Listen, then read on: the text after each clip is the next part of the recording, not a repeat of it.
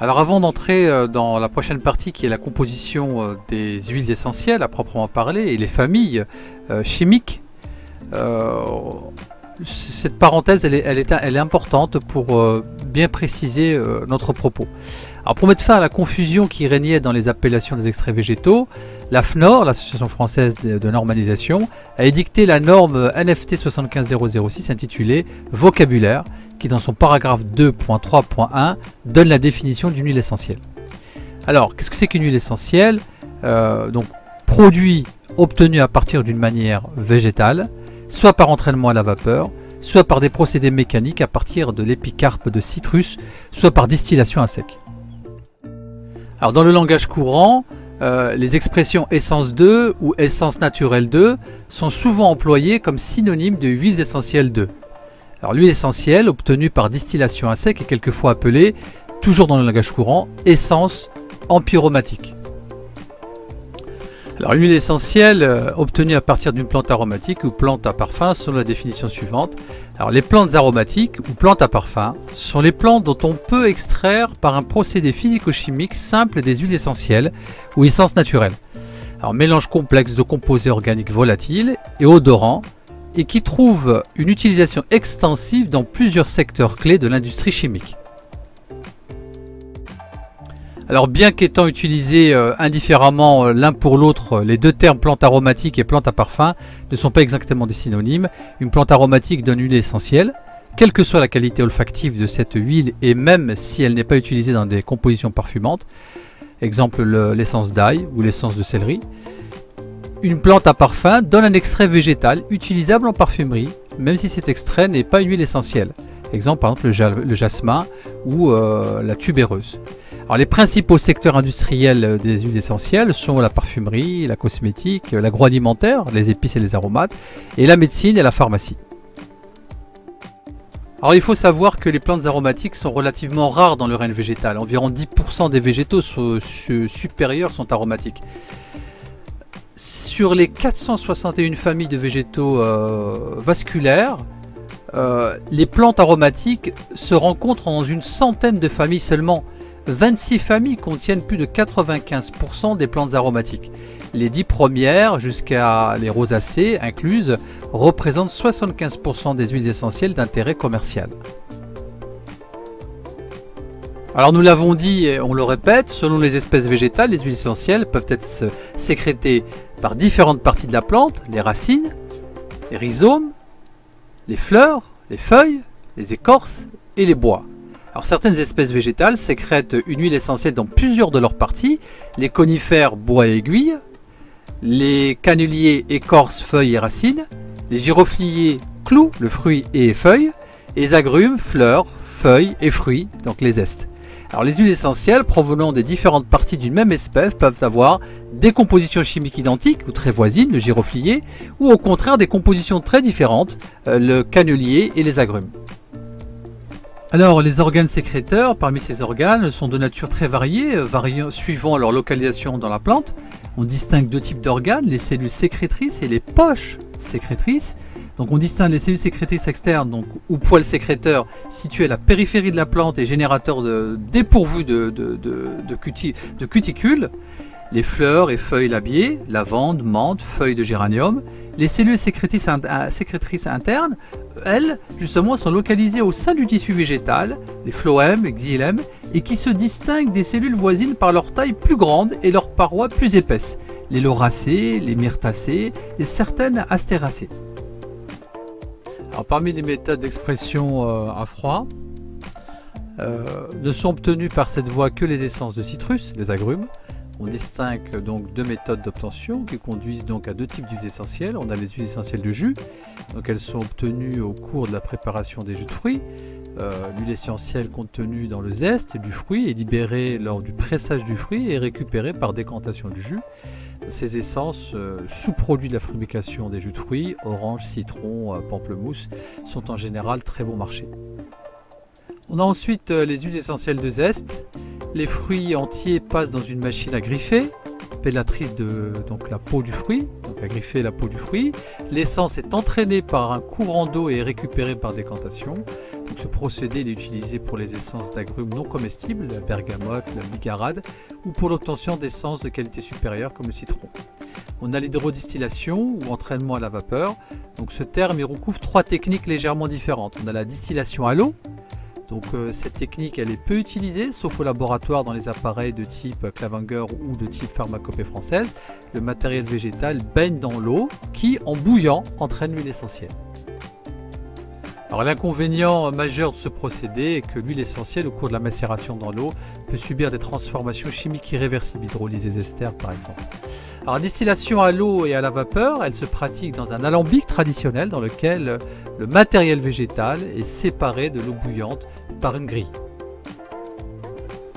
Alors la taille de l'alambic est extrêmement variable et va de quelques dizaines à plusieurs millilitres. La distillation à la vapeur, donc par contre, c'est un appareillage qui est très semblable au précédent. La différence importante vient de ce qu'un générateur de vapeur extérieur envoie de la vapeur sèche au bas de l'alambic. Donc l'hydrodistillation, elle consomme des quantités très importantes d'eau. Selon la nature du matériel végétal, de 100 à 300 litres d'eau sont nécessaires pour entraîner 1 litre d'huile essentielle. Donc d'où la pratique fréquente de la cohabitation qui consiste à réinjecter dans l'alambic les eaux d'entraînement. La cohabitation se fait automatiquement dans l'appareil de Clavinger. Elle est facile à réaliser avec un alambic à feu nu, mais impossible lorsque la vapeur est fournie par un générateur extérieur. Alors pour terminer, donnons quelques exemples. La teneur d'une plante en huile essentielle est habituellement déterminée avec l'appareil de pharmacopée française. Donc c'est un appareil qui est semblable dans sa conception à l'appareil de Clavinger. Prenons un exemple qui est, bien sûr c'est extrêmement variable, mais par exemple pour la rose de Damas, 0,02% pour la rose de Damas qui correspond à 5000 kg de fleurs pour 1 kg d'essence. À 16% pour le clou de girofle. Donc vous voyez la différence, elle est quand même significative. Si on voit la teneur en huile essentielle dans la rose de Damas par rapport à celle du clou de girofle, c'est vraiment variable. Donc ces valeurs extrêmes sont exceptionnelles. Les teneurs moyennes se situent généralement dans la fourchette de 0,3 à 0,8%.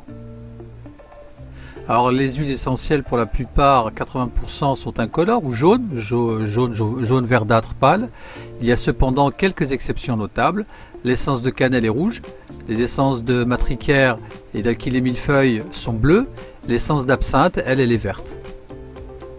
D'autres exemples comme l'ail qui est incolore, la camomille romaine bleue, le canulier l'écorce rouge-brun, le canulier feuille marron-rouge, l'eucalyptus globulus jaune clair, le fenouil jaune verdâtre, girofle le clou jaune à brun clair, giroflier feuille jaune à brun clair, la lavande jaune clair, le lemongrass jaune pâle, la menthe poivrée incolore, l'orange jaune à orangé, la rose de Damas et jaune clair. Quant à leur densité, le plus souvent à 70% des cas elle est inférieure à 1. Si on a des essences qui ont une densité supérieure à 1, ils doivent donc cela à deux choses. Pour le certain, c'est les phénols, comme la cannelle et le girofle, donc c'est la présence de phénol qui augmente leur densité. Dans les essences d'aliacées, ce sont les produits soufrés qui sont responsables de leur densité élevée. Alors sur un plan technique, les essences les plus difficiles à traiter sont celles qui ont une densité voisine de 1, le vétiver et l'ivèche, car elles se séparent mal par décantation de l'eau de distillation. Quand on termine la distillation, cette décantation, elle se fait difficilement. Enfin, les huiles essentielles sont des mélanges complexes de composés chimiques volatiles et odorants. Donc on parle de termes volatiles, de termes odorants et de termes complexes. Donc le terme volatile implique qu'ils ont une masse moléculaire suffisamment faible pour se voir vaporiser à température ambiante et passer dans des flux respiratoires. Le terme odorant signifie qu'ils sont capables, de par leur structure, de se fixer sur les sites récepteurs de la paroi nasale et d'y provoquer l'envoi d'un signal olfactif vers le cerveau. Et le terme complexe indique que les huiles essentielles sont des mélanges de très nombreux constituants, de 1 à plusieurs centaines, en proportions différentes. La plupart des huiles essentielles sont constituées de 20 à 40 composés. Et dans de nombreux cas, un petit nombre de ces composés, 1 à 5, sont très majoritaires. Et représente à près de 70 à 90% de l'essence. Alors on termine là parce que cette introduction a été nécessaire pour nous pour passer à l'étape suivante de la vidéo, du chapitre suivant qui est justement la composition chimique des huiles essentielles.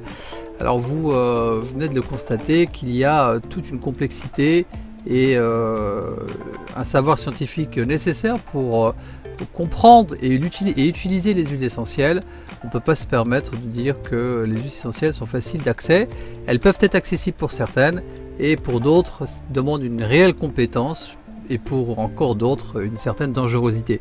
Alors j'ai terminé par quelque chose d'important. Donc on disait que les huiles essentielles sont pour la plupart constituées de 20 à 40 composés. Ça on y reviendra. Je vais y consacrer un point important, surtout pour les personnes qui ont créé une sorte de gel hydroalcoolique mais à base d'huiles essentielles. Attention, la différence entre un gel hydroalcoolique et justement un gel à base d'huile essentielle. Le gel hydroalcoolique contient deux substances, un alcool et du peroxyde d'hydrogène, H2O2.